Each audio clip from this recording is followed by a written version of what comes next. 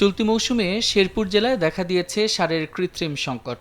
সরবরাহ কমের দোহাই দিয়ে বস্তা প্রতি ২৫০ থেকে ৬০০ টাকা পর্যন্ত বেশি আদায় করা হচ্ছে বলে অভিযোগ কৃষকের। অযৌক্তিকভাবে উৎপাদন খরচ বাড়ায় খাদ্য উৎপাদনে নেতিবাচক প্রভাব পড়ার শঙ্কা তাদের। সার মঙ্গা, কামলা মঙ্গা, এলে দিয়ে সব লাগাইছি, এখন তো আঙুরে পড়তে হয় না। 50 টাকা করে আরো বাড়তি নিতেছে, তাহলে কৃষক কি মিলে করে কি খাবো?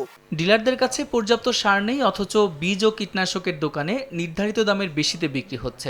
এমন অভিযোগ করে অসাধু ব্যবসায়ীদের শাস্তির দাবি কৃষকদের। 1050 টাকা সার, দাম স্যার 2500। বলে যে সার নাই, সার শেষ হয়ে যায়, সার সংকট। আমরা এই বাইরের দোকান থেকে আমাদের সার কিনতে হয় মঙ্গা দামে। সরকারের নিয়ম মেনেই সার বিক্রি করা হচ্ছে বলে দাবি ডিলারদের। আমরা সরাসরি কৃষকের কাছে ক্যাশ মেমো এবং তার মোবাইল নাম্বার সহ আমরা সার বিতরণ করি। আমরা খুচরা সার বিক্রি করি, কোনো ডিলার কেউ সারের মেমো দেয় না।